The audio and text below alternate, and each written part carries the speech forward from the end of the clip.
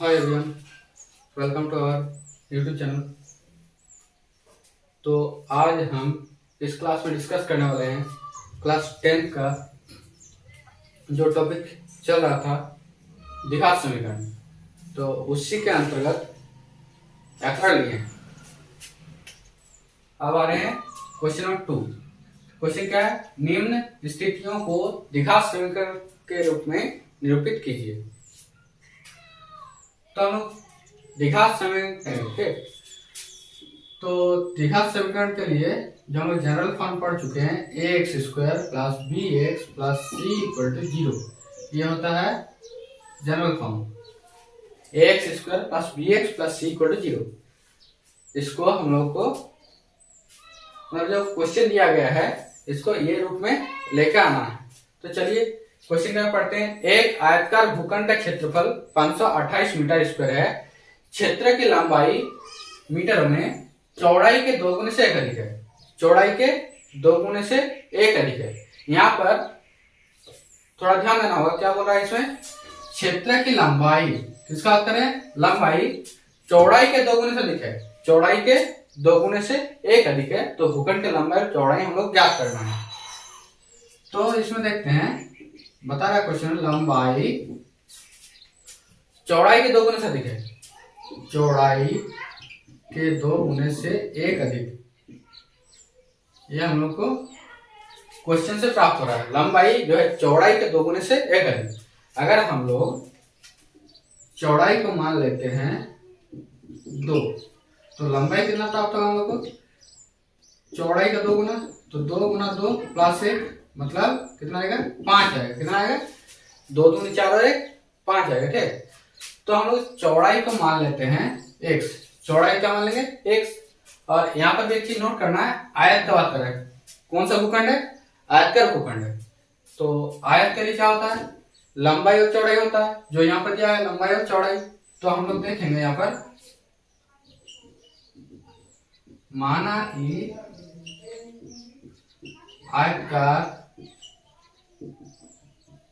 भूखंड की चौड़ाई मान लीजिए x मीटर ले लीजिए, x मीटर। क्लियर? अब क्वेश्चन में क्या बोल रहा है? क्षेत्रफल की लंबाई या क्षेत्र की लंबाई चौड़ाई के 2 गुने से, चौड़ाई के 2 गुना मतलब x का 2 गुना 2x से एक अधिक, प्लस 1। अधिक मतलब प्लस, अधिक मतलब प्लस और कम मतलब माइनस। तो लिखेंगे हम लोग आयतकार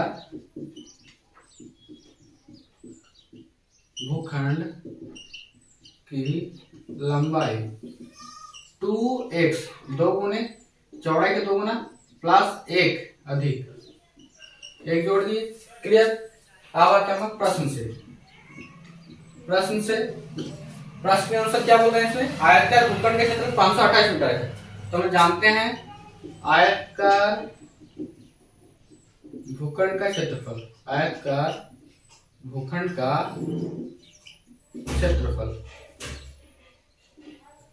आयतकार भूखंड का क्षेत्रफल कितना दिया हमारे पास? 528 मीटर स्क्वायर है। और हम लोग को पता है क्षेत्रफल का फॉर्मूला क्या होता है? लंबाई गुना चौड़ाई, लंबाई गुना चौड़ाई बराबर 528 मीटर स्क्वायर। लंबाई का वैल्यू कितना है यहाँ पर? 2x प्लस 1 है। यहाँ हम लोग बिठाएंगे 2x प्लस 1 गुना चौड़ाई कितना? x है, इक्वल टू 528 है। तो यहाँ पर देखिए 2x गुना x, 2x गुना x किए प्लस 1 गुना x इक्वल टू 528। कितना होगा? 2x स्क्वायर होगा प्लस x इक्वल टू 528। चलिए जो संख्या को लोग इधर लाते हैं लेफ्ट हैंड साइड में। तो 2x square plus x minus 528 equal to 0।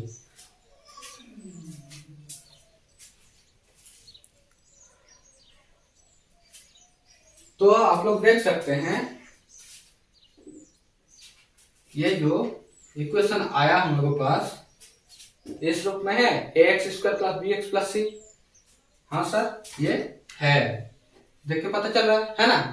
तो यहाँ पे क्या है? ए का वैल्यू 2 है, बी का वैल्यू यहाँ पर 1 है और सी का वैल्यू -528 है। तो अब हम लोग क्या लिखेंगे, क्लियर हो गया।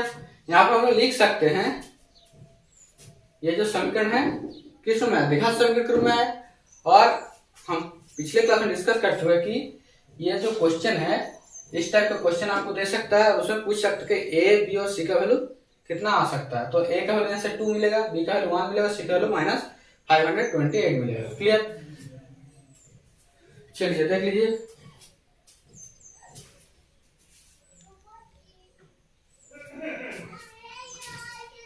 चलिए अब नेक्स्ट क्वेश्चन में बढ़ते हैं।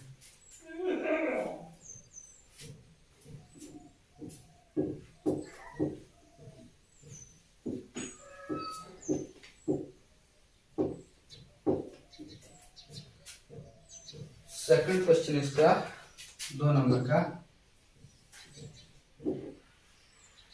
दो क्रमागत धनात्मक पूर्णांक का गुणनफल, दो क्रमागत धनात्मक पूर्णांकों का गुणनफल 306 है, 306 है। हमें पूर्णांक को ज्ञात करना है, हमें पूर्णांकों को ज्ञात करना है।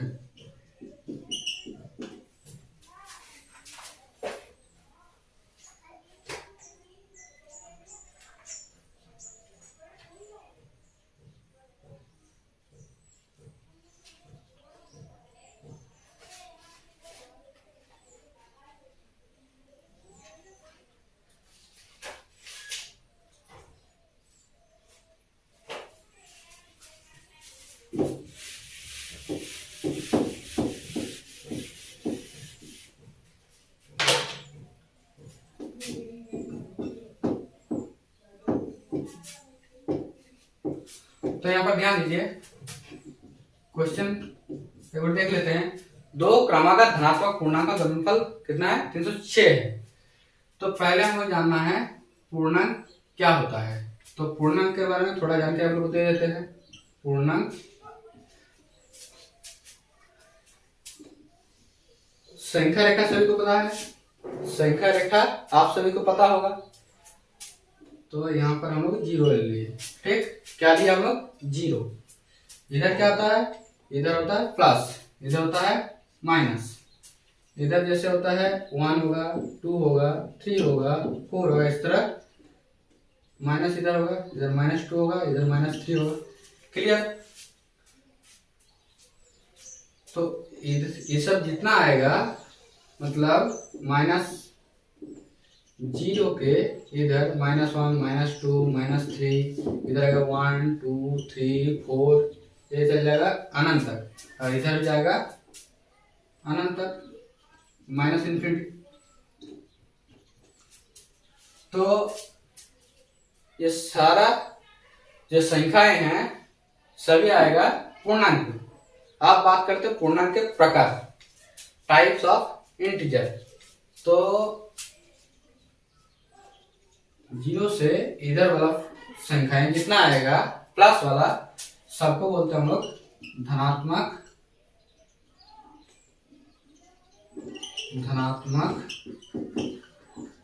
पूर्णांक। सबको बोला जाता है धनात्मक पूर्णांक, प्लस वाला। और इधर वाला क्या बोलते हैं, यहां से इधर वाला बोलते हैं ऋणात्मक पूर्णांक, और इधर वाला बोला जाता है धनात्मक पूर्णांक।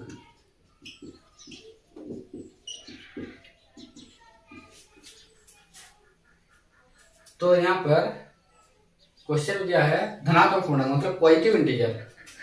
तो हम लोग देख लेते हैं यहाँ पर कितना क्या, 2। अगर पहला को लेट करते हैं x, दूसरा क्या आएगा x + 1 आएगा। आया कि नहीं आएगा, देखिए यहाँ पर जैसे हम लेते हैं 1 और 2, 3, 4, तो कैसे आगे बढ़ रहा है, एक एक करके आगे बढ़ रहा है। तो यहाँ पर अगर एक लेंगे तो एक जोड़ते तो इसके दूसरा पद मिलेगा, फिर 2 जोड़ते तो इसका तीसरा पद मिलेगा। तो इस तरह हम लोग धनात्मक पूर्णांक ले लेते हैं। माना कि पहला धनात्मक पूर्णांक इक्वल टू ले लेते हैं x। तो दूसरा क्या होगा, दूसरा होगा हम लोग का x प्लस 1, x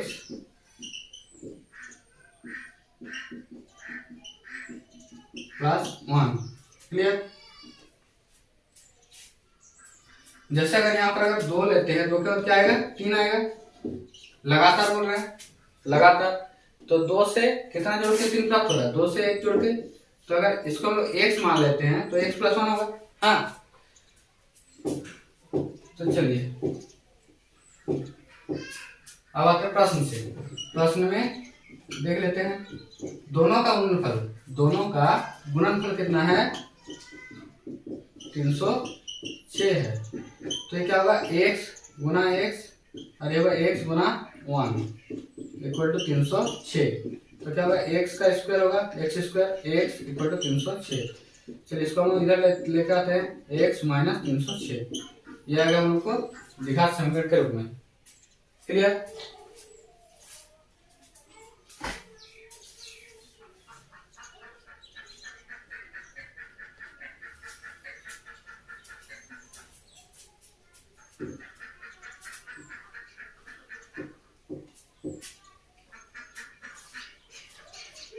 अच्छा, यहाँ पर 0 जो है, 0 कौन सी संख्या है,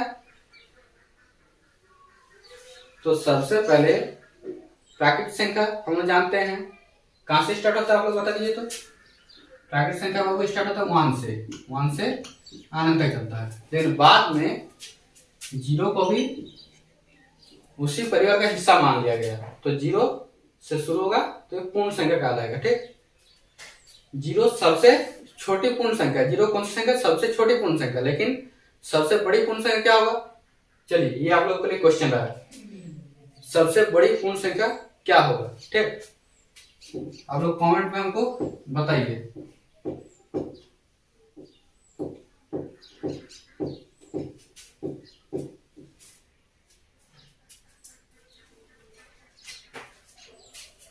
नेक्स्ट क्वेश्चन है 3rd नंबर।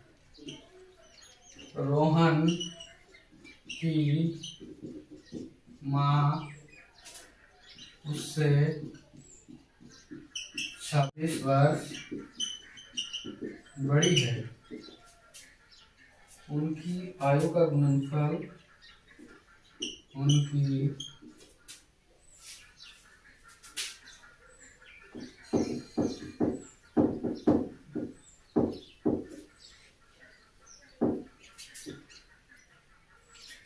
आयु का गुणनफल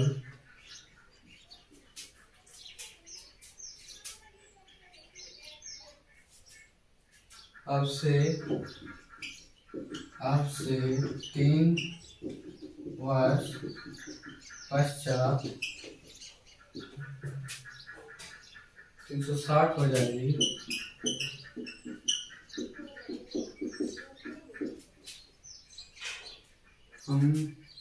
हमें रोहन की वर्तमान आयु ज्ञात करनी है।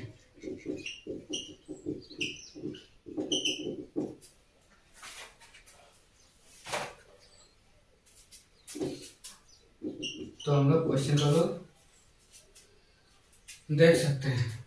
क्या है, रोहन की माँ उससे 26 वर्ष बड़ी है।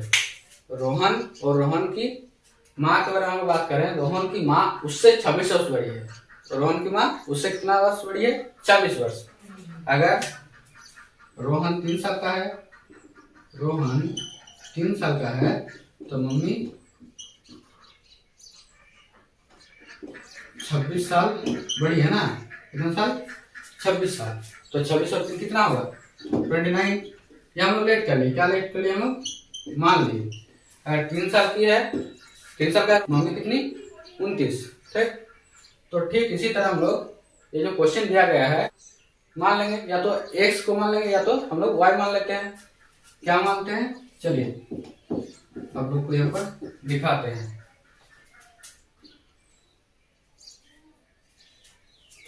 माना कि रोहन की वर्तमान आयु इक्वल टू x वर्ष। रोहन की आयु क्या मान लिया हम लोग, x वर्ष मान लिए। अब यहां पर लिखेंगे हम लोग, तो मम्मी जी की आयु कितना होगा, मम्मी की वर्तमान आयु क्या लिखेंगे हम लोग, यहाँ पर देखिए फर्स्ट जो लाइन है, रोहन की माँ उससे 26 वर्ष बड़ी है, कितना बड़ी है, 26 वर्ष बड़ी है। तो ये 26 वर्ष बड़ी, x प्लस 26। अब देखिए नेक्स्ट जो है लाइन, उनकी आयु का गुणनफल आज से 3 वर्ष पश्चात। आप ये वाला नोट कीजिएगा, पश्चात या बाद, क्या लिखते हैं, प्लस लिखते हैं। किसमें डिवाइड करते हैं हम लोग, प्लस। और पूर्व या पहले, इसको लिखा जाए माइनस के रूप में, हम लोग दिखाते हैं कैसे लिखते हैं। तो ये पश्चात मतलब प्लस और पूर्व मतलब माइनस। तो आइए यहाँ पर देखिए, तो 3 वर्ष पश्चात रोहन की आयु कितना होगा, 3 साल बाद, x प्लस 3, पश्चात मतलब प्लस, इसे तो लिख दी, पश्चात मतलब प्लस, तो x प्लस 3, 3 वर्ष पश्चात माँ या मम्मी की आयु कितना होगा, x प्लस 26 तो पहले से ही था, और इसमें हम लोग 3 जोड़ देंगे तो कितना आएगा, x प्लस 29 वर्ष। और यहाँ पर देखेंगे प्रश्न से, प्रश्न से क्या है,